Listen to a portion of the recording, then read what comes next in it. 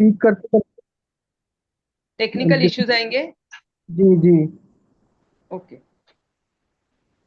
नमस्कार। मैं संकल्प फाउंडेशन की तरफ से आप सभी का स्वागत करता हूं। और आज के इस वेबिनार में जो हमारा लर्न द लॉस सीरीज है उसका आज पार्ट 2 है, जिसमें हमें आज गाइड करेंगे एडवोकेट सौगत जी। वो जो आरपीडब्ल्यूडी एक्ट है उसके थर्ड और फोर्थ चैप्टर पे बात करेंगे। पहले हम आज के वेबिनार को शुरू करने के पहले आज हमारे एनजीओ के बारे में एक 2 मिनट में मैं बात रखता हूँ। हमारा एनजीओ पिछले 12 सालों से ऑफलाइन और ऑनलाइन दोनों मोड में काम कर रहा है। हमारा मेन प्रिंसिपल है महात्मा गांधी जी की गो टू विलेजेस और अ, स्वामी विवेकानंद और रामकृष्ण परमहंस जी का सेव जी, शिव भावे जीव सेवा। इस प्रिंसिपल पे हमारा एनजीओ काम करता है। पिछले 12 सालों में रूरल डेवलपमेंट, इसके अलावा women's empowerment, environment, education, health, ऐसे अलग अलग क्षेत्र में हमारा एनजीओ काम करता है। आज हम जिस वेबिनार में जा रहे हैं उसके पहले ही हमने बहुत सारे एक्टिविटी की है, उसके बारे में एक छोटा सा वीडियो जो कि ऑफलाइन और ऑनलाइन दोनों एक्टिविटी वो मैं शेयर करना चाहूंगा। फिर हम आज के वेबिनार को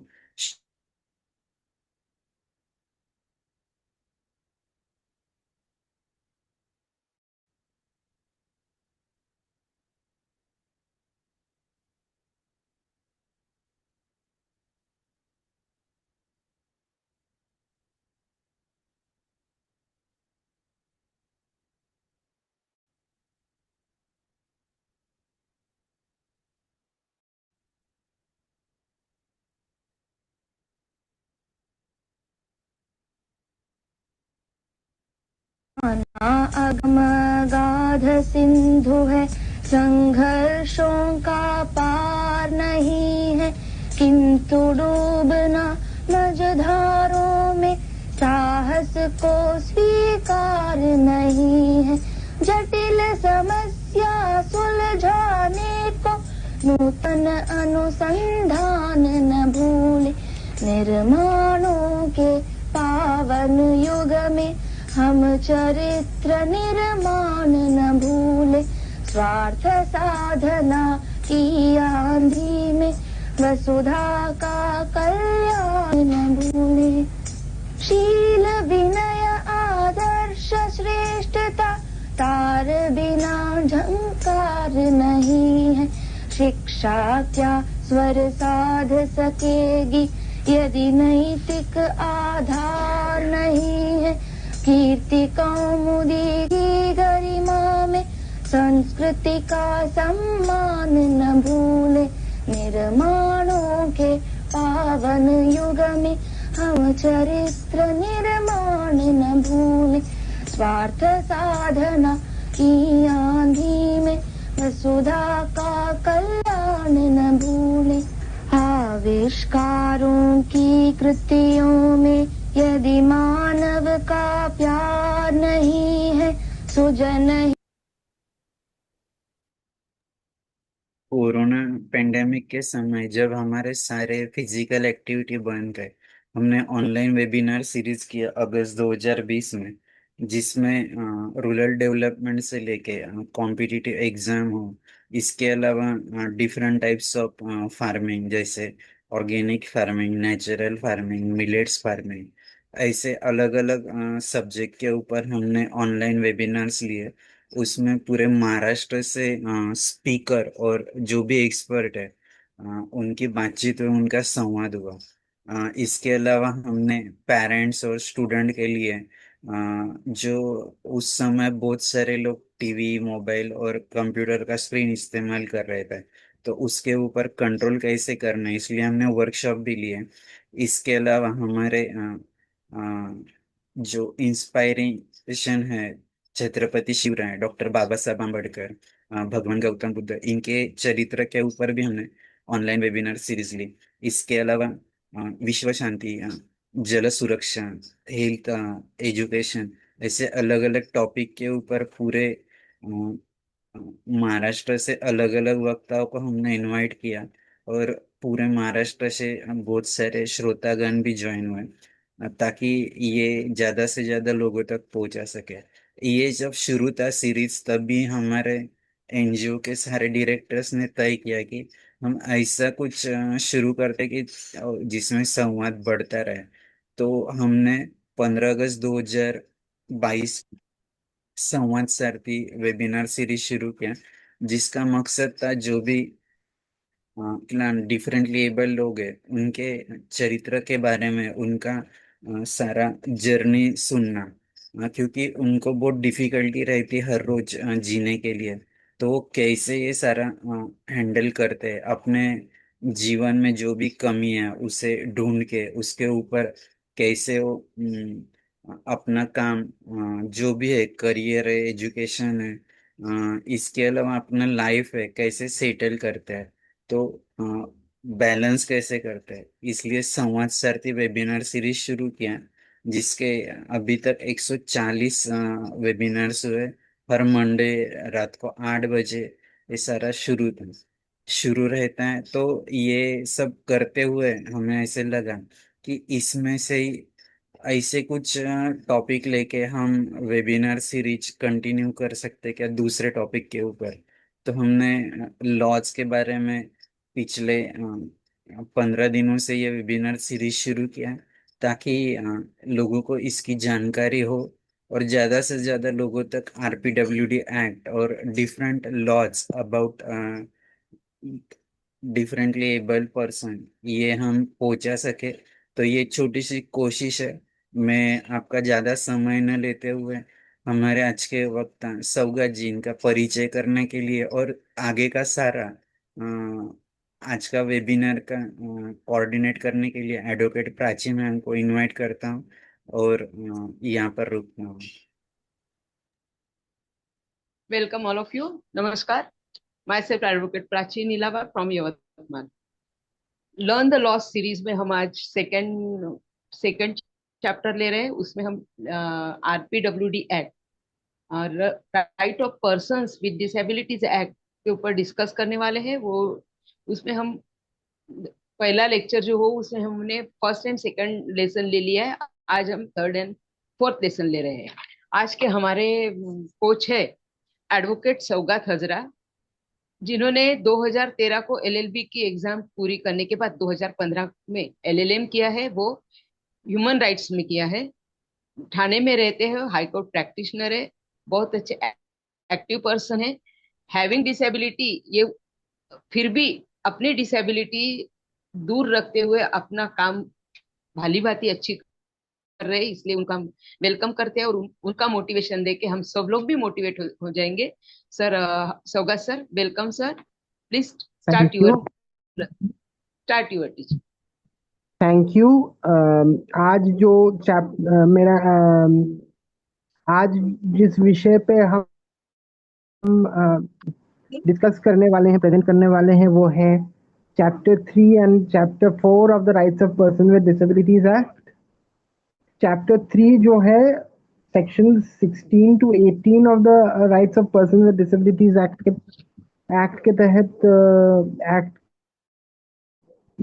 section 16 to 18 of the rights of person with disabilities act में सीमित है। तो चैप्टर 3 जो है वो education of children and adult education के ऊपर फोकस करता है। ये एक बहुत इम्पोर्टेंट विषय है as far as life of एक आम जिंदगी जीने के लिए जो सपोर्ट की जरूरत होती है एक चाइल्ड विद डिसेबिलिटी के लिए, पर्टिकुलरली वो जब स्कूल जाता है और वो अपना एजुकेशन का शुरुआत करता है, धीरे धीरे समाज में अपना स्थापना करता है, तो उनको बहुत दिक्कत आती है। इन्हीं दिक्कतों को मद्देनजर रखते हुए हमारे पार्लियामेंट में ने एजुकेशन को लेकर जब rights of person with disabilities act 2016 पास किया तो खास ध्यान रखा। तो पहला जो सेक्शन जो डील करता है वो है एजुकेशन कब तक और कितने एज के बच्चों तक को प्रोवाइड कर देना चाहिए। तो वो एज है 6 साल से 18 साल तक। अगर आप वेरी इंटरेस्टिंगली देखा जाए तो और एक एक्ट है राइट टू एजुकेशन एक्ट, जिसके तहत आपको फ्री एजुकेशन का जो मौलिक अधिकार है वो 16 साल तक बताया गया है। लेकिन जब वही हम इंटरसेक्शनल प्रॉब्लम्स होती हैं, जब एक बच्चा भी होता है और वो डिसेबल भी होता है तो उनकी चैलेंजेस बढ़ जाती है। इसी चैलेंज को मद्देनजर रखते हुए इन्हीं चैलेंजेस के मद्देनजर रखते हुए ये जो एज है वो 18 साल तक की किया गया। तो 18 साल तक एक डिसेबल्ड व्यक्ति को हक है फ्री एजुकेशन प्राप्त करने को। अभी जो मैं फर्स्ट प्रॉब्लम जो देखा जाता है वो है एक्सेसिबिलिटी का। एक्सेसिबिलिटी मतलब जो रोजमर्रा की जिंदगी होती है एक स्टूडेंट की, जब वो रोज स्कूल आता है या आती हैं तो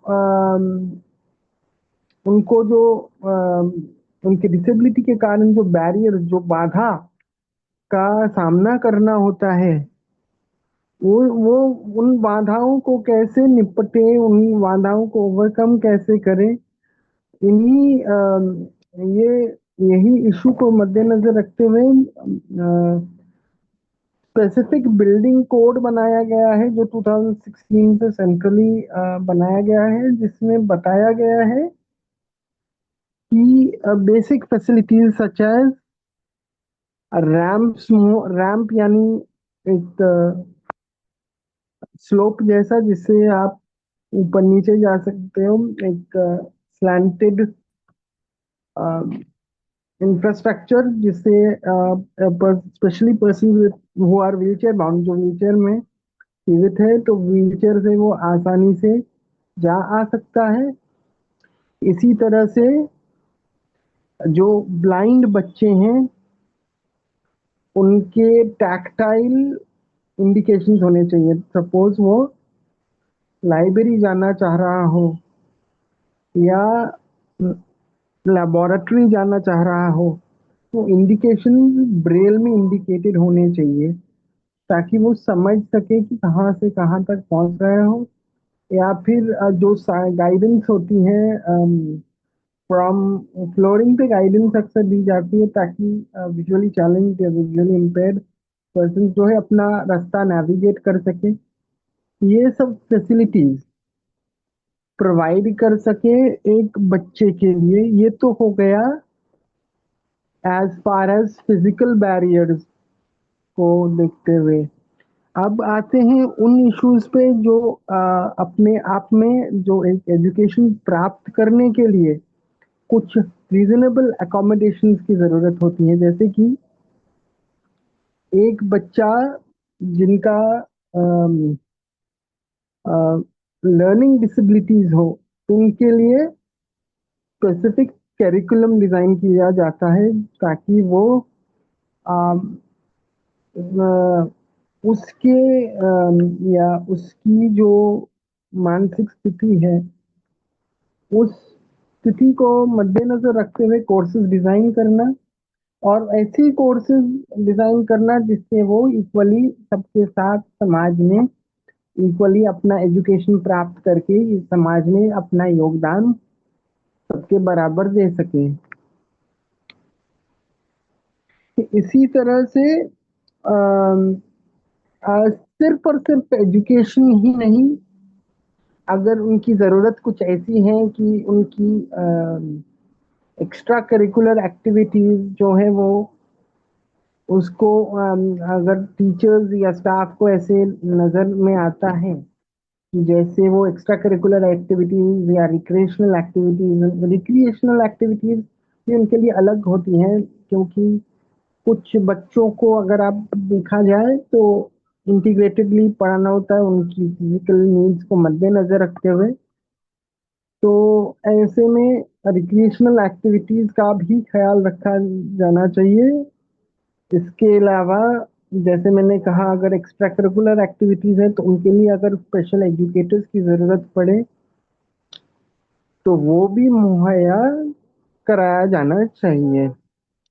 इस संदर्भ में मैं अवगत कराना चाहूँगा एक code of code for educational institutions हमारे राजपथ में जारी किया गया है, जिसमें जैसे कि मैंने बोला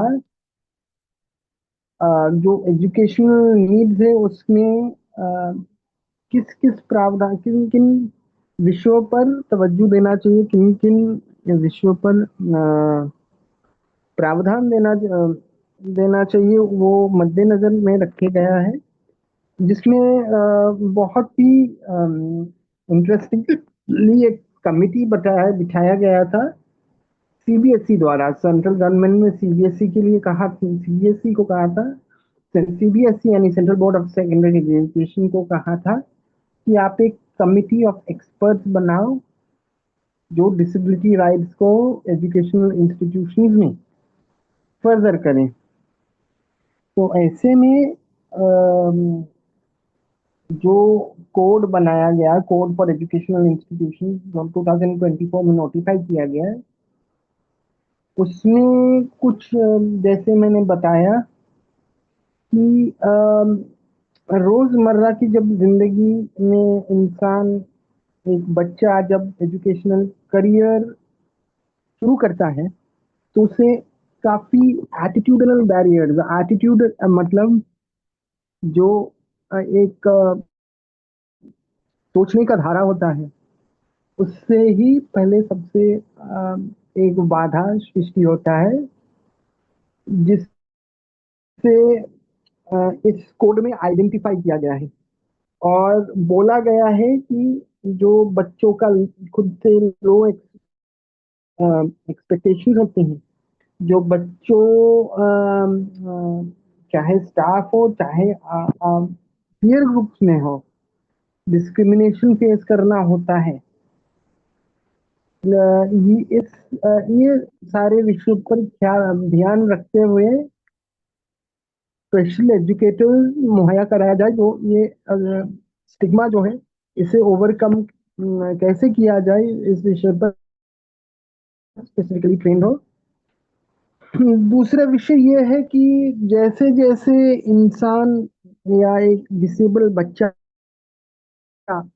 पढ़ाई चालू करना होता है और वो अपने डिसेबिलिटी के कारण इंफॉर्मेशन एक्सेसिबल नहीं होता, जैसे कि अगर कोई टेक्स्ट बुक हो तो शायद उन्हें ऑडियो बुक की ज़रूरत पड़े क्योंकि रेगुलर पढ़ाई करने में दिक्कत हो रही हो, या ब्रेल फॉर्मेटेड टेक्स्ट मुहैया कराना पड़े, तो वो भी उनको मुहैया कराना पड़े। अगर आप मैं खुद ही एज ए स्टूडेंट रह चुका हूँ, तो बचपन में जब हम सोशल स्टडी पढ़ते थे, सोशल जिसमें ज्योग्राफी पढ़ाया जाता था और उसमें आपको मैप पॉइंटिंग के लिए कहा जाता था कि ये जगह कहाँ पर है, लोकेट कीजिए, वो जगह कहाँ पर है, लोकेट कीजिए। तो वो एक विजुअली चैलेंज्ड पर्सन के लिए बहुत दिक्कत वाली बात होती थी, बिकॉज अगर राइटर भी दिया जाए तो वो काम, क्योंकि वो रेफरेंस नहीं दे पाएगा, तो वो उस तरह से एग्जामिन करना मुश्किल होता था। तो फिर ऑल्टरनेट क्वेश्चंस दिए जाते थे, नाउ ऑल्टरनेट क्वेश्चंस दिए जाते थे, जो कुछ सेट ऑफ क्वेश्चंस दिए जाते थे जो उस डिसेबल पर्सन को आंसर करना होता था, तो वैसे ही मार्किंग किया जाता था। तो ये कुछ कैरिकुलम में ही एडजस्टमेंट्स करने होते थे, रीजनेबल अकोमोडेशंस करने होते थे, ताकि एक डिसेबल्ड एक ब्लाइंड पर्सन भी इक्वली अपना इक्वली प्लेस्ड होकर के अपना एग्जामिनेशन दे सकें। और इसी संदर्भ में मैं कहना चाहूंगा कि अक्सर यूं होता है कि थ्री लैंग्वेज फॉर्मूला होता है, राइट। सो जब वो 10th में अपियर करना होता है तो एक होता है इंग्लिश, एक भाषा होता है लोकल यानी जो वो चूज कर रहा हो, जैसे कि हिंदी हो या मराठी हो, और एक थर्ड लैंग्वेज होता था। तो थर्ड लैंग्वेज में अक्सर ये होता था कि जैसे मैंने कहा कि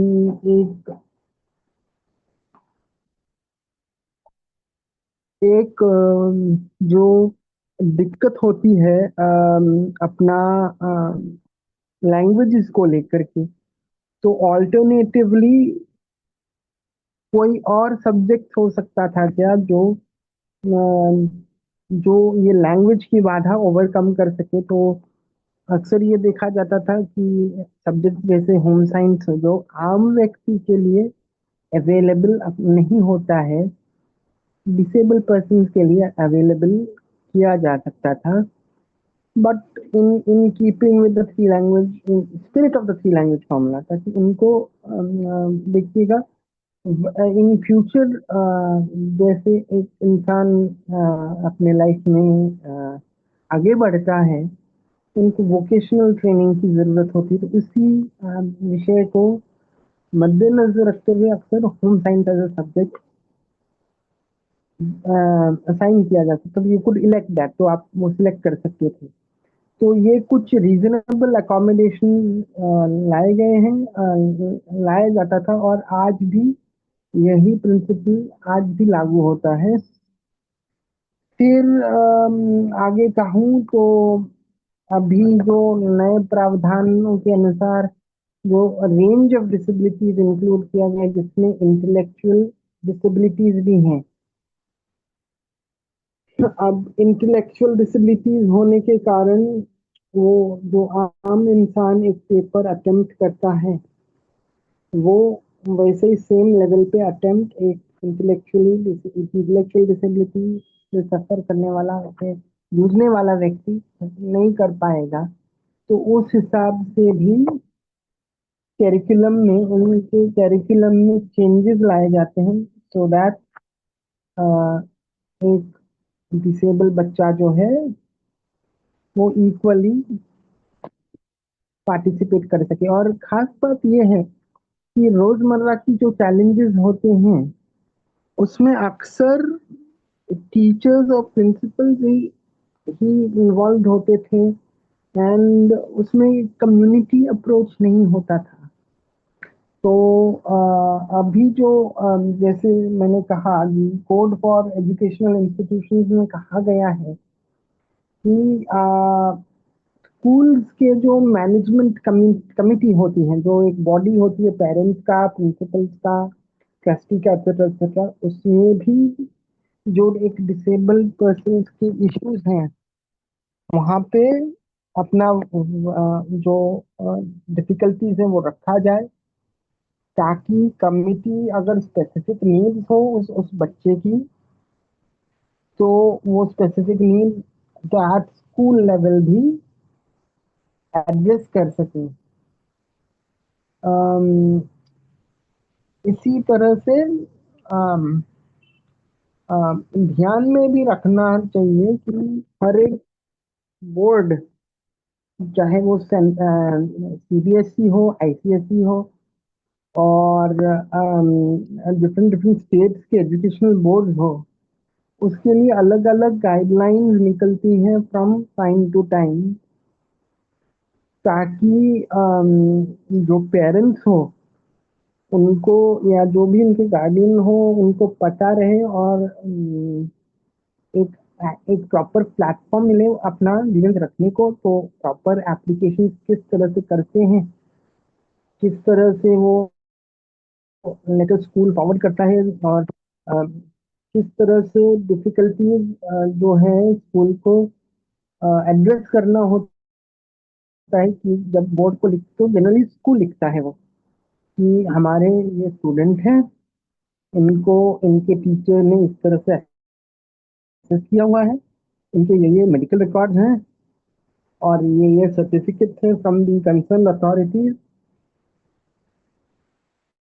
और इन डिफिकल्टीज को मद्देनजर रखते हुए एक्स्ट्रा टाइम दिया जाए। अभी एक्स्ट्रा टाइम का जो हर बोर्ड में गाइडलाइन है universally 15 minutes for every hour. तो आपका अगर 3 घंटे का पेपर है तो आपको 1 घंटा एक्स्ट्रा मिलता है, प्लस स्क्राइब के जो फंक्शंस हैं उससे मैं थोड़ी देर बाद आऊँगा। जो आपके अमेनियंसेस जिसको कहते हैं, जिसको राइटर की ज़रूरत होती है, उसके उसके भी कुछ खास गाइडलाइंस हैं।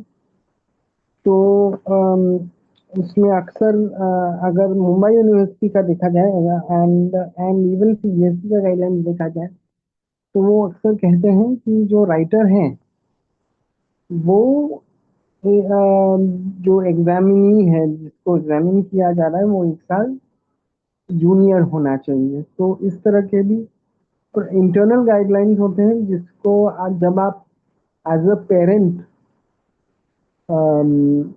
एक बच्चे को स्कूलिंग करा रहे हो, धीरे धीरे सेकेंडरी फिर हायर सेकेंडरी एग्जामिनेशन दिलवा रहे हो, इन प्रावधानों का ख्याल रखा जाना चाहिए। और जैसे कि मैंने कहा एक्सेसिबिलिटी कोड्स और जनरल जो डिफिकल्टीज बैरियर्स को के साथ जूझना कम पड़े या जूझना ना पड़े या सीमलेसली जूझना पड़े, ये प्रावधान स्कूल्स को रखनी चाहिए, टीचर्स को रखनी चाहिए और जो कम्युनिटी बेस्ड रेजोल्यूशन होता है थ्रू कमिटी, उसको अभी ध्यान रखना चाहिए। ये हुआ मेरा फर्स्ट पार्ट। दिस वाज ये विषय था एजुकेशन, चिल्ड्रन एजुकेशन के लिए। अब मैं सेकंड पार्ट जाऊंगा जो चैप्टर 4 है, विच डील्स विथ वो उसका प्रावधान सेक्शन 19 से 23 तक है, 19 से 23 तक का है। तो ये और एक बहुत ही बड़ा मुद्दा एड्रेस करता है, which is कि चलिए आपका एजुकेशन हो गया, आपको स्कूलिंग में नंबर्स भी आ गए, आप हायर एजुकेशन के प्रावधान लेटर ऑन है, वो सेक्शन 30 में अलग चैप्टर में है। हायर एजुकेशन भी हो गया आपको, इसके प्रॉब्लम क्या, इसके बाद प्रॉब्लम ये होता है कि नौकरियां मिलना। अभी नौकरियां मिलना या फिर कोई सेल्फ एम्प्लॉयमेंट ढूंढना, अपने बलबूते पर खड़ा होना, ये जो इस एक्ट का मकसद है, ये अपने आप में चैलेंजिंग है। तो ट्रेडिशनली अगर आप देखें,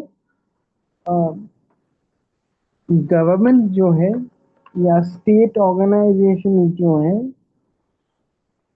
उनके ऊपर ट्रेडिशनली बहुत रिस्पॉन्सिबिलिटीज दी जाती है। 5(3) पर जो हर एक इंस्टीट्यूशन है, गवर्नमेंट इंस्टीट्यूशन है, उसमें आपका जो टोटल वर्क फोर्स है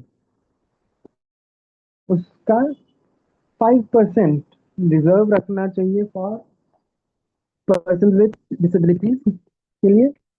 तो उसमें जो खास और एक ये पहला पहलू है, अगर आपको उस डिसेबल्ड व्यक्ति को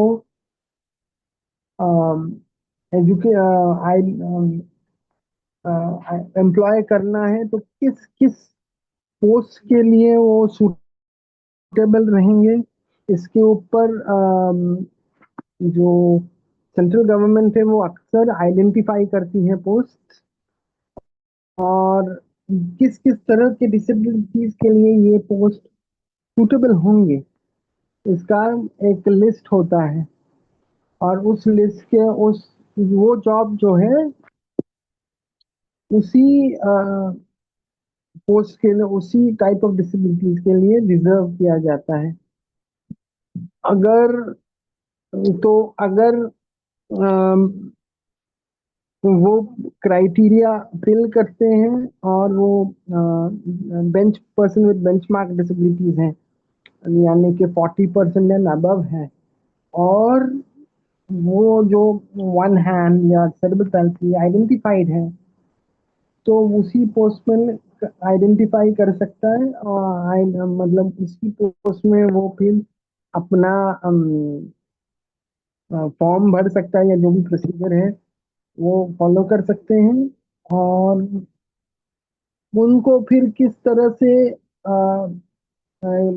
सुविधा मुहैया कराया जाएगा, जैसे कि किस तरह से उनको रिक्रूट किया जाएगा, क्या क्या स्पेसिफिक चैलेंजेस आएंगे। सपोजिंग एक पोस्ट है जो स्पेसिफिकली आइडेंटिफाइड है फॉर ब्लाइंड पर्सन, एंड वो कंप्यूटर से रिलेटेड कोई वर्क है, तो उस संस्था को या संस्थान को ध्यान में रखना होगा कि जो भी रीजनेबल अकोमोडेशन होंगे, जैसे स्क्रीन रीडर्स होंगे, ताकि वो computer with appropriate software like jaws उससे अपनी रेगुलर वर्क कर सके, उसके लिए जो खर्चा आएगा एक्सेट्रा, तो वो जो संस्थान है उसको बेयर करना पड़ता है। सेकेंडली, अगर आपको प्रमोशन देना है, क्योंकि कुछ हद तक, कुछ वक्त आने तक काम करने के बाद जब वो अच्छा परफॉर्म कर रहा है, या कुछ हद तक परफॉर्म, जिस हद तक भी जरूरी हो वो परफॉर्म कर रहा है, तो प्रमोशन भी देना पड़ेगा। अब क्योंकि रिक्रूटमेंट कुछ बेसिस पे किए गए हैं, तो आप किन किन फैक्टर्स को रखते हुए, मद्देनजर रखते हुए उस व्यक्ति को प्रमोट करेंगे, ये भी ध्यान रखना पड़ेगा। एंड अगर वो व्यक्ति, अब एक खास प्रावधान ये भी है कि अगर वो व्यक्ति काम करते हुए, किसी भी स्टेट एम्प्लॉयमेंट में काम करते हुए डिसेबल्ड हो गया है, हाँ, तो उनको आप नौकरी से जो है, जॉब से जो है, डिसेबिलिटी के आधार पर, हाँ, अगर वो कोई इनडिसिप्लिन काम कर रहा है वो नहीं, डिसेबिलिटी के आधार पर उनको जॉब से बर्खास्त नहीं कर सकते हैं। अगर ज़रूरत पड़े तो अप्रोप्रिएट पोस्ट उनके लिए बनाया जाए, नहीं तो अप टिल रिटायरमेंट सुपर एनुएशन तक उनको रखे जाने का प्रावधान दिया गया है। फिर आते हैं, ये तो एक पहलू हो गया फॉर जॉब्स रिलेटेड। अगर वो व्यक्ति जो है वो ये है कि एक सेकेंड, हाँ, अगर वो व्यक्ति एक एम्प्लॉई है, तो उनको क्या क्या प्रावधान, उनको क्या क्या बेनिफिट्स मिलने चाहिए, ये तो हो गया जॉब रिलेटेड। उनको आइडेंटिटी, उनके लिए स्पेसिफिक प्रोविजन होने चाहिए, स्पेसिफिक आइडेंटिफाइड पोस्ट होने चाहिए, रिजर्वेशन होने चाहिए अप टू 5%, और उनको जो जो भी प्रमोशन के फैसिलिटीज हैं अलग से डिफाइन करनी चाहिए। ये तो हो गया एक एम्प्लॉय के लिए। लेकिन अगर आप आरपीडब्ल्यूडी का जो ओवरऑल स्कीम देखा जाएगा तो उसमें ये दिखेगा कि सेल्फ एम्प्लॉयमेंट या आत्मनिर्भर होने का जो एक ज़रूरत है उस पर खास मद्देनज़र या खास तवज्जो या खास इम्पोर्टेंस दिए गए हैं। तो उसके तहत सेंट्रल गवर्नमेंट में अपना जो सोशल जस्टिस डिपार्टमेंट है गवर्नमेंट का, वो उन्होंने एक 2023 में national action plan for development of person with disabilities है, for skill development of person with disabilities, national action plan for skill development of person with disabilities ये जारी किया हुआ है, जिसके तहत अगर आप एक पर्सन विद डिसेबिलिटी हो, आपको आप एक वैलिड यूडीआईडी होल्डर हो और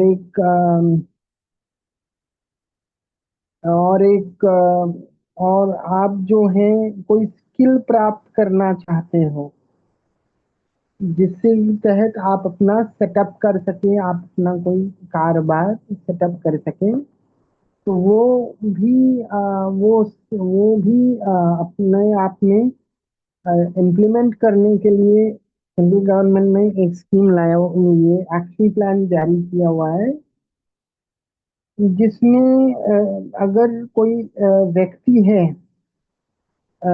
तो उसका एज बिटवीन मतलब उनका जो उम्र है उनका वो 15 वर्ष से 59 मतलब 59 वर्ष का होना चाहिए। उसके बाद जैसे कि मैंने कहा 40% डिसेबिलिटी यूडीआईडी होना चाहिए, आधार कार्ड होना चाहिए यूज फॉर बायोमेट्रिक ऑथेंटिकेशन के लिए। तो किस तरह से ये प्रोसीजर काम करेगा वो है कि पहले आपको जो भी इस एक्शन प्लान के तहत जो भी स्किल एक्वायर करना है वो आपको एक जॉब ओरिएंटेड हो, ताकि आपकी रोजगार हो सके उस इस विषय पर। कौन सा भी वोकेशनल ट्रेनिंग, चाहे वो कुछ भी हो सकता है, जैसे कि you want to make some clothing, कुछ क्लोथिंग बनाना हो या इस तरह का कुछ काम हो, और अपने आप में एक व्यवसाय आप सेटअप करना चाहते हो, तो फिर आप इस कोर्स के लिए जो एक संस्था, एक बॉडी है जिसका नाम है नेशनल स्किल क्वालिफिकेशन, एक फ्रेमवर्क बताया गया है, एक ढांचा दिया गया है जिसका नाम है नेशनल स्किल क्वालिफिकेशन फ्रेमवर्क, जिसके तहत आप वो जो उस फ्रेमवर्क में अगर आपका स्किल आता हो तो आप रजिस्टर कर सकते हो। सेकेंडली, आप जो है वो एनरोल, जब आप वो स्किल अगर वो फ्रेमवर्क में गिरता है, उसमें आता है, तो आप एनरोल करोगे कि मैं जो हूँ वो इस स्किल के लिए एनरोल कर रहा हूँ। एंड और ये ऑनलाइन भी हो सकता है या फिजिकली भी हो सकता है। It is implemented to NGO के द्वारा जो रजिस्टर होती हैं, तो वो या फिर एक पोर्टल होता है प्रधानमंत्री दक्षता और कुशलता संपन्न हितग्राही योजना, जिससे आप यूडीआईडी दे करके अपना रजिस्टर कर सकते हो। उसके बाद आपको जो है स्किल असेसमेंट किया जाएगा कि जो एक बॉडी होता है जिसका नाम है sector skill council of person with disability, ये आपका असेसमेंट करेगा कि आप किस तरह से किस स्किल आप पे जचता है, कौन सा स्किल आप पे सूटेबल होता है। फिर अगर अम, अम, वो ट्रेनिंग प्रोग्राम से वो जो स्किल काउंसिल आपको ट्रेनिंग देगी, और ट्रेनिंग आप सक्सेसफुली क्लियर करने के बाद, हाँ, तो आपको, हाँ, इन इस ट्रेनिंग के दौरान आपको कोई स्पेशल ज़रूरतें हैं, जैसे कि आपको साइन लैंग्वेज इंटरप्रेटर की ज़रूरत हो या ब्रेल डिवाइसेस की ज़रूरत हो, तो वो सब आपको प्रोवाइड किया जाएगा। ओके, एंड उसके बाद जब आप को एक सर्टिफिकेशन मिल जाएगा ना,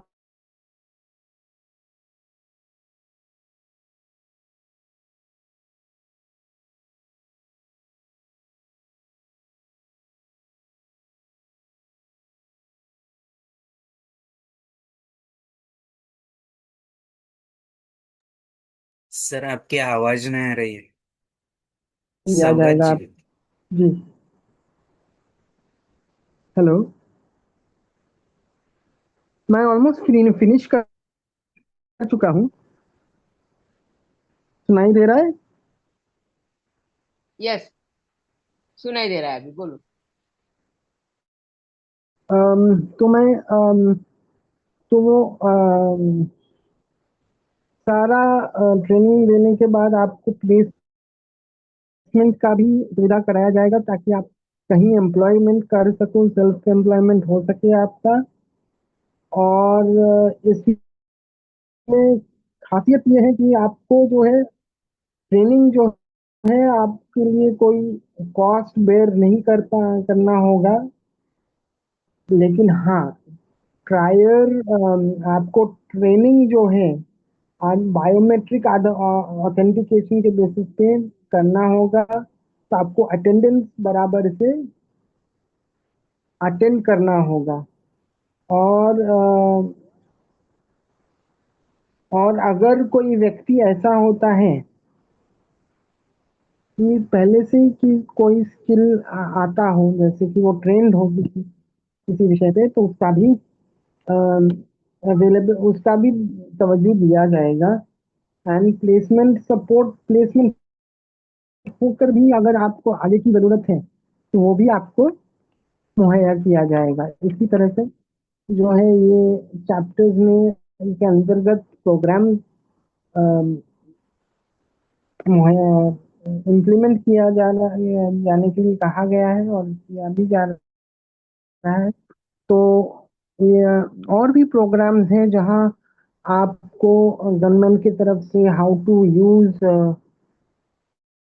अगर आपको ट्रेनिंग, बेसिक ट्रेनिंग चाहिए होगा ऑन वर्ड डॉक्यूमेंट, तो उसका अम, ये है कि सार्थक वोकेशनल ट्रेनिंग के जैसा जैसा तो सार्थक वोकेशनल ट्रेनिंग में आपको एंटरप्रेन्योरशिप और एम्पावरमेंट ट्रेनिंग दिया जाएगा 90 मिनट्स का।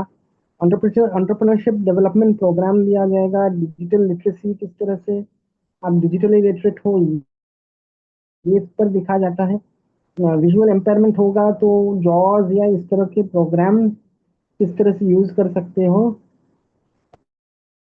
कैंपस कनेक्ट भी, कैंपस में ही जब आप एक पर्सन हो विद डिसेबिलिटी, तो कैंपस से ही आपका एम्प्लॉयमेंट हो सके, ये इस पर खास ध्यान रखें। एम्प्लॉयमेंट रिक्रूटमेंट ड्राइव जैसा, not recruitment drive, employment skill development पे एट कॉलेज लेवल ही तवज्जो दिया गया है। तो ये कुछ प्रावधान थे जिसको मैंने to the best of my capability सबके सामने लाने की कोशिश की आज के इस सेशन के द्वारा। अम, अब मैं अपना जो जो मेरा स्पीच है या जो मेरी लेक्चर है वो एंड करता हूँ, और I hand it over back to the organiser. Saugat ji, Prachi ma'am कुछ बात करे, इसके पहले मेरे मन में एक सवाल था कि ये दोनों जो है एजुकेशन एंड स्किल डेवलपमेंट, इसके सारे जो प्रावधान दिए हुए वो इम्प्लीमेंटेशन एजेंसी कौन है? मतलब ये राज्य से कंट्रोल होगा या ये जो लोकली? हाँ। ये जो स्कीम्स हैं ये मिनिस्ट्री ऑफ सोशल जस्टिस द्वारा है। तो आप ऑनलाइन अगर ये अभी महाराष्ट्र लेवल पे मैं ढूंढ रहा था, अभी तक मिला नहीं। अगर इन फ्यूचर मिले तो वो भी मैं शेयर करूंगा। पर ये जो दो इम्प्लीमेंटेशन है, एक्शन प्लान जो है, सब मिनिस्ट्री ऑफ सोशल जस्टिस के डिपार्टमेंट ऑफ डिसेबिलिटी डिपार्टमेंट ने इशू किया, बनाया हुआ है। These are central government schemes. पर महाराष्ट्र गवर्नमेंट भी अपने लेवल पे इस तरह की स्कीम इम्प्लीमेंट करती हैं, लेकिन उनकी जो ऑनलाइन अवेलेबिलिटी है वो आपको कम मिलेगा। तो अक्सर ये होता है कि आप आरटीआई एप्लीकेशन फाइल करते हो तो कुछ ना कुछ इंफॉर्मेशन जरूर आती है, और ऑनलाइन अगर आप थोड़ा savvy भी हो तो आपको बहुत सारे स्कीम्स की इंफॉर्मेशन मिल सकती है। कंसर्न अथॉरिटी कौन है, जिनके पास जाना क्या है, सब डिटेल्स ऑनलाइन होती है। लेकिन मेरे कहने का ये भी मतलब पूछने का ये मकसद था कि अगर समझो एखादे स्कूल में या फिर एखादे गवर्नमेंट इंस्टीट्यूशन में या फिर एखादे कंपनी में समझो कोई एम्प्लॉय है, उसे कुछ मिल नहीं रहा प्राइवेट कंपनी में फैसिलिटी, तो वो कंप्लेंट किसके तरफ करेगा? हाँ, लोकल? हाँ। इम्पोर्टेंट ये पॉइंट रह गया था। I will clarify on that. एक ग्रीवेंस रिड्रेसल ऑफिसर रहेगा वो। हाँ, ये पॉइंट मैं ऐड जरूर करना चाहूंगा। जो इक्वल अपॉर्चुनिटीज पॉलिसी है वो इनिशियली सिर्फ पब्लिक एंटरप्राइजेस को, यानी स्टेट गवर्नमेंट के या जो भी सेंट्रल या स्टेट गवर्नमेंट को लागू होता था। पर जब रूल्स बनाए गए तो मैंने खुद लिखा था कि इक्वल अपॉर्चुनिटीज एस्टैब्लिशमेंट के लिए कहा गया है। एस्टैब्लिशमेंट प्राइवेट और पब्लिक दोनों होने चाहिए।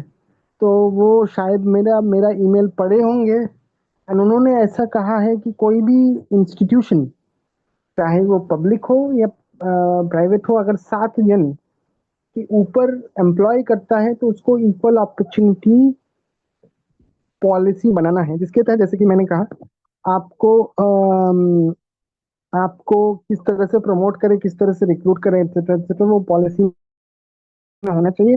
और अगर कोई प्रॉब्लम ऐसा है कि आपको कुछ मिल नहीं रहा है, अगर आप एज अ स्टूडेंट में या फिर एजुकेशनल इंस्टीट्यूशन, आप एक स्कूल में आप किसी तरह के डिस्क्रिमिनेशन फेस कर रहे हो, भले ही वो प्राइवेट स्कूल हो मैम सर, तो वो आप उसके ग्रीवेंसेस, आप जो जिस बॉडी से आपको एक्रेडिशन मिलता है, जैसे कि महाराष्ट्र स्टेट बोर्ड का जो एजुकेशन बोर्ड है, हायर सेकेंडरी सेकेंडरी, वहाँ पे भी अपने कंप्लेंट दर्ज है। इसलिए आप अगर आपको कोई इमीडिएट रिलीफ चाहिए होगा तो आप और सीबीएसई नहीं दे रहा होगा, या फिर आपका स्टेट बोर्ड नहीं दे रहा हो, कि जो स्टेट कमिश्नर फॉर डिसेबिलिटीज है वो सुनवाई करेगा, उनको स्कूल को बुलाएगा, बोर्ड पार्टी को बुलाएगा, पेरेंट्स को बुलाएगा, क्या दिक्कत है उस पर रिकमेंडेशन करेंगे कि इस तरह से काम होना चाहिए। और आप इस तरह से क्योंकि एजुकेशन एक फंडामेंटल राइट भी कहा गया है, तो वो प्रावधान भी है कि आप आर्टिकल 226 या आर्टिकल 32 के तहत सुप्रीम कोर्ट या हाई कोर्ट में डायरेक्ट अप्रोच कर सकते हो। एंड एज फार एज जैसे कि कोई जैसे एम्प्लॉयमेंट के लिए मैं कह रहा था कि इक्वल अपॉर्चुनिटीज पॉलिसी बनना चाहिए। और अगर आपको कोई दिक्कत हो रहा है तो हर एक इंस्टीट्यूशन को, प्राइवेट हो पब्लिक हो, एक ग्रीवेंस रिड्रेसल ऑफिसर नियुक्त होना चाहिए। वहाँ पे अपना प्राइमरीली अपना ग्रीवेंस रख सकते हो। अगर एज अ लेबर आप as an employ, private employ, आपको ग्रीवेंस रिड्रेसल से कोई आपका समाधान नहीं हुआ, तो you can always approach the concern labour court. और अगर स्टेट का, अगर आप एम्प्लॉय हो किसी स्टेट गवर्नमेंट का, सेंट्रल गवर्नमेंट का, तो आप सेंट्रल एडमिनिस्ट्रेटिव ट्राइब्यूनल कैट या महाराष्ट्र एडमिनिस्ट्रेटिव ट्राइब्यूनल, वहां पर भी अपना ग्रीवेंस रख सकते हो। I hope that answers the question. मैं प्राची मैम से रिक्वेस्ट करता हूँ कि वो Sir, grievance redressal officer, you mean to say grievance redressal officer, na? जी, Takes corrective action regarding vocational training and self-employment and non-discrimination in employment. But yes yes and if that's not solved by yes. grievance PRO, then it was transferred to district legal committee on disability. अच्छा, But वो body ठीक है वहाँ। अच्छा, okay, fine, thank you for correcting. अगर आप मुझे वो डिस्ट्रिक्ट लीगल कमी, अच्छा, वो उसका अपीलेट बॉडी कहाँ पे नोटिफाई किया गया है? अगर अब मुझे थोड़ा सा ये कर दे तो मुझे भी काफी सारे ये प्रॉब्लम्स आते हैं। of RPWD Act, appointment of grievance redressal officer is there. Every government establishment shall appoint a grievance redressal officer for the Yes. purpose of section 19. What is section 19? Section 19 is vocational training and self-employment. Yes, yes, Employment and vocational training for disabled person. And yes, what chapter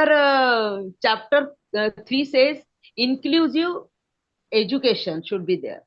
What is the meaning of inclusive education? Inclusive means no discrimination between disabled and normal person. yes, Means disabled person should be admitted in normal schools so that they can learn while learning their life and with normal persons. yes। Actually अगर आप देखा जाए तो supreme उनको court में नहीं काफी चाहिए think is different with me. Differently able को ऐसा नहीं लगना चाहिए कि मुझे कुछ कमी है। मैं जी, भी इन मैंने दैट कहा है इज कि इक्वली विद अदर्स पार्टिसिपेट कर सके। हाँ पार्टिसिपेट कर सके। That grievance redressal officer is there, and if grievance redressal officers ये इनका जो कंप्लेंट रजिस्टर कंप्लेंट करेगा, वो रजिस्टर कंप्लेंट करने के बाद within 2 weeks after registration उनको उनका रिजल्ट देना पड़ेगा। अगर aggrieved person is not satisfied with the grievance redressal officer, then he will take forward complaint to district level committee on disability. It is section 23 of RPWD Act. Okay, fine, thank you for the correction sir. कोई ठीक है, we can, fine, ठीक है ma'am, I take note of that. And Anybody else? Anybody? Any problem? किसी को कोई question है? Sunita madam, Sarika madam, actually Raju sir है, उनका मैसेज आया मुझे व्हाट्सएप पे। वो ट्रैवलिंग में है तो रेंज का इशू है, network issue, so he can't join, ऐसे उन्होंने लिखा है। अगर नेटवर्क इशू हो गया सॉल्व तो ज्वाइन कर सकते हैं, ऐसे उन्होंने लिखा है, लेकिन अभी तक ज्वाइन नहीं हुए। Doctor Sunita ma'am, Sarika ma'am, आपको जो भी कुछ पूछना है तो अनम्यूट करके बात कीजिए। Doctor Sunita ma'am. Hello sir. Hello, हाँ बोलिए मैम, आवाज आ रही है बोलिए। सर? हाँ आ रही। हाँ सर, ये मुझे एक पूछना था कि अभी आपने एक बताया कि अगर कोई एम्प्लॉई है और वो उस जगह पे जहाँ पे काम करता है उससे किसी बात पे दिक्कत आती है, तो वो जो दिक्कत है वो सॉर्ट करके देने की है या फिर उसको वो काम से हटाने का है, कैसा?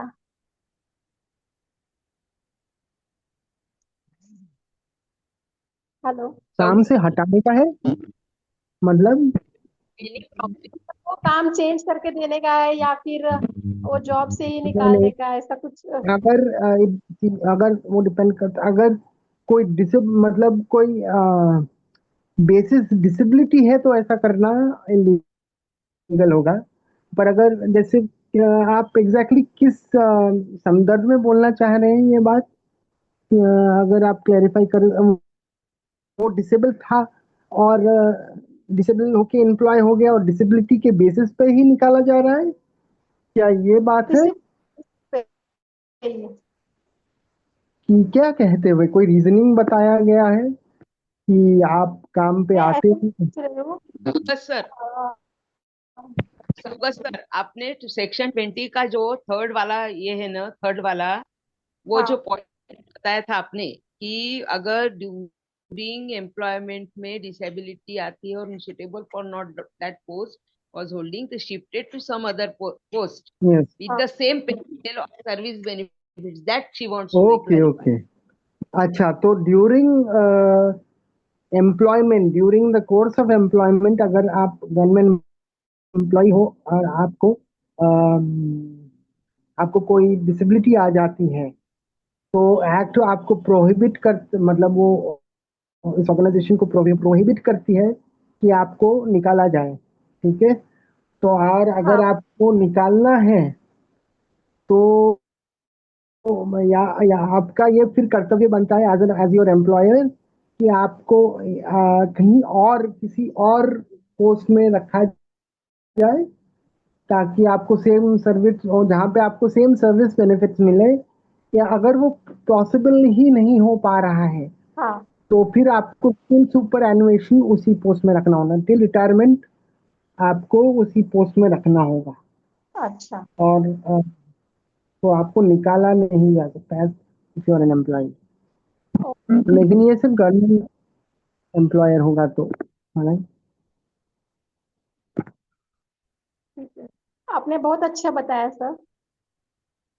जी, बहुत सारी क्वेरी तो थैंक क्लियर हो गई, लेकिन पूरा लॉ समझ में आने में और थोड़ा वक्त लगेगा, उसका रिवीजन करना पड़ेगा बार बार, तो सब जहन में आ जाएगा फिर। जी।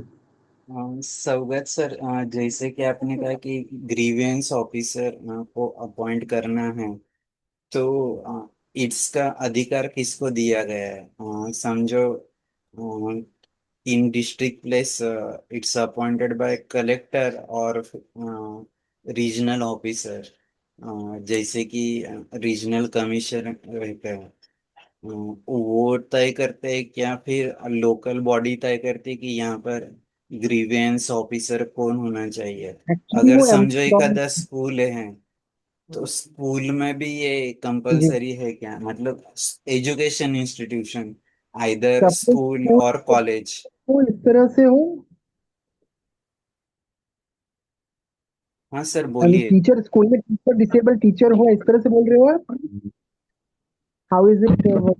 नहीं नहीं, समझो अभी एक आधा स्टूडेंट है, he can admitted in a school और कॉलेज, और उसे राइट, लग रहा है कि मुझे जो चीजें चाहिए यहाँ पर मिल नहीं रही है। समझो for example one visually impaired student जो एडमिशन लिया है, समझो उसे ब्रेल लिपि में बुक से टेक नोटबुक वो मिल गया है, लेकिन अगर उसे कुछ जरूरी है कि समझो साइंस की लैब है या फिर कंप्यूटर लैब है, वहां पर वो सारी चीजें जो उसे जरूरी है वो नहीं मिल रही है, so where he can complaint about this पहले तो उसे। आप हाँ।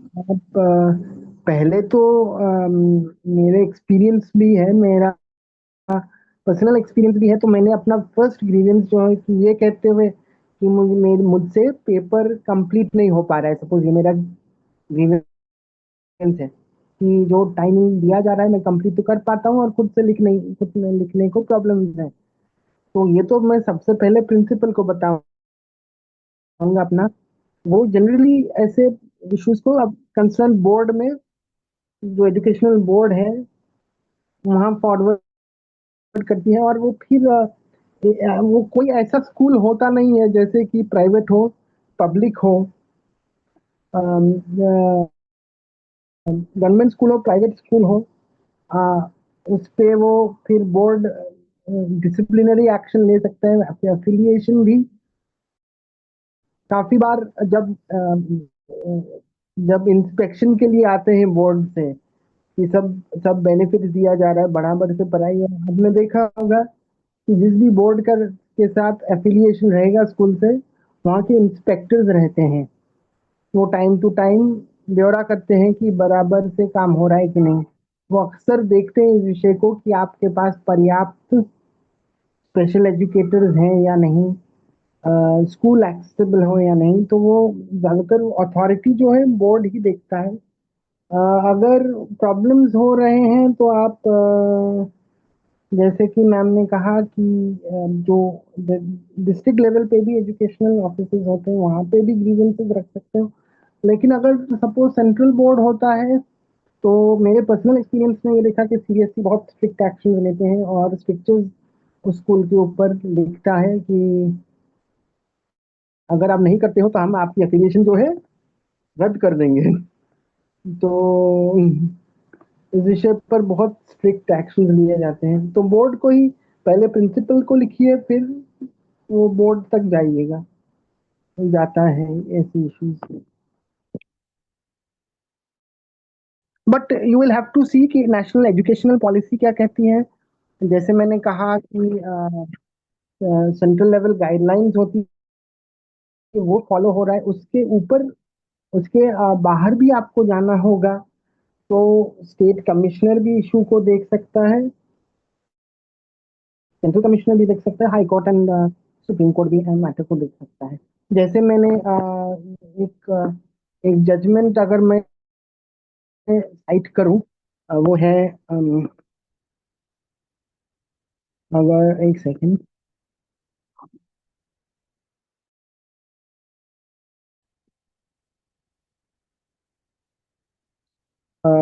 उसका नाम है Gulshan Kumar versus institute of personnel selection and others.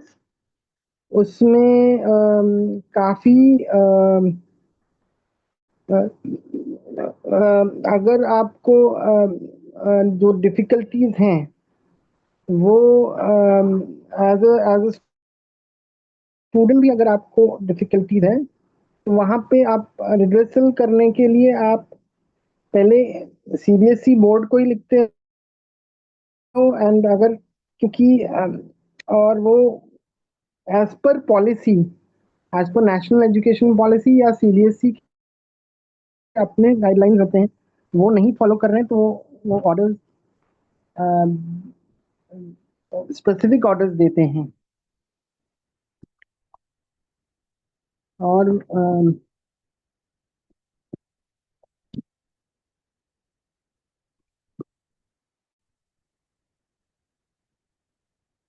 और कुछ प्राची मैम।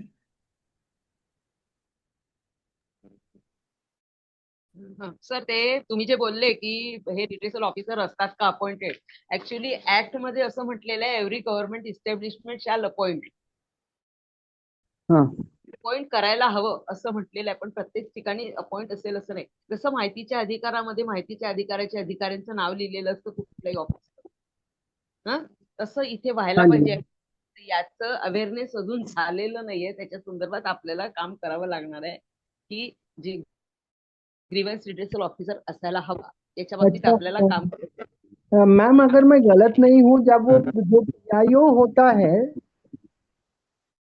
तर कोणी नसेल तर ते हायर अपेक्स जे असतात ऑफिसर त्यांनाच ग्रीवेंस रिड्रेसल ऑफिसर म्हणून आपण ऍड्रेस करू शकतो। हाँ, लेकिन मैं क्लैरिफिकेशन, जैसे आपने बोला कि राइट टू इंफॉर्मेशन एक्ट के तहत जब आप जाते हो कि मुझे सो एंड सो इंफॉर्मेशन चाहिए, तो वो पदभार किसी और का भी होता है, कुछ और ऑफिसर भी होता है और मैं उसको बोल एग्जीक्यूटिव या पब्लिक इंफॉर्मेशन वहां ऑफिसर भी पे राइट टू इंफॉर्मेशन के लिए अगर किसी को इंफॉर्मेशन चाहिए तो इनसे कंसल्ट करेगा। इसी तरह grievance redressal officer should be there in every yes government should shall word is there. Yes yes shall appoint. अभी ये मैंने चेक भी किया था कि कौन कौन से हैं, तो काफी वेबसाइट्स में बोला गया है, जैसे कि इंडियन पेट्रोलियम, भारत पेट्रोलियम में मैंने देखा था कि ग्रीवेंस रेड्रेसल ऑफिसर है, पर कहीं मुझे दिखा भी नहीं, कभी कभी कुछ कुछ ऑर्गेनाइजेशन में दिखा नहीं है। तो वो, हाँ, जैसे कि आप बोल रहे हो, काम करना पड़ेगा। Shall and may, two words are there. Yes, Shall yes, that I, shall is an obligation, sir. It is not, it is mandatory, not directory. is mandatory, not directory. Yes. Compulsory असायला हवं, act मध्ये म्हटलेलं आहे तर ते असायलाच हवं। आणि जर हे वर्ड राहिला असता तर ते डिस्क्रिशनरी राहिलं असतं। डिस्क्रिशनरी मीन्स म्हणजे डिस्क्रिएशन त्यांच्या इच्छे गरजेनुसार केलं समजा असं राहिलं असतं। इथे शाल वर्ड आहे त्याच्यामुळे ते मॅन्डेटरी आहे, म्हणजे कंपल्सरी व्हायलाच हवं ग्रीव्हन्स रिड्रेसल ऑफिसर। पण ते नसतं, त्याच्यासाठी आपल्याला ते अवेअरनेस काम करणं गरजेचं।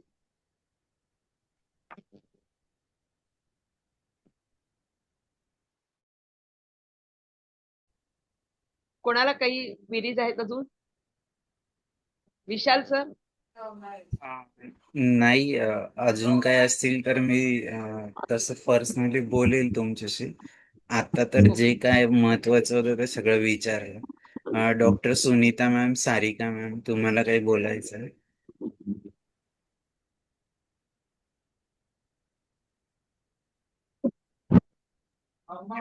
डॉक्टर सुनीता मॅम प्रार्थना घेणार का? Hello doctor Sunita ma'am? Network issue असावा कदाचित। माहित नहीं। सौगत जी, बहुत बहुत आपके शुक्रिया कि आपने समय निकाल के आज यहाँ पर आरपीडब्ल्यूडी एक्ट थर्ड और फोर्थ चैप्टर के बारे में बात रखी। तो इसलिए हम पूरे हमारे टीम के तरफ से आपका शुक्र अदा करना चाहते हैं। हम आगे भी संवाद में रहेंगे और जब भी कुछ भी मदद लगेगी वो आपसे लेंगे। इतना ही कहना चाहता हूँ। सुनीता मैम, अनम्यूट कर सकते हो? थँक्यू सौगत जी। नहीं तो फिर मैं ही प्रार्थना लेता हूँ, फिर हम रुकते हैं। हा घेऊन घ्या सर। सर्वे भवन्तु सुखिनः, सर्वे सन्तु निरामयाः, सर्वे भद्राणि पश्यन्तु, मा कश्चित् दुःखभाग् भवेत्। ओम शांति शांति शांति। बहुत बहुत शुक्रिया सभी का। हम अगले एपिसोड में मिलते हैं, तब तक हम यहाँ से ये वेबिनार स्टॉप करते हैं। Thank you.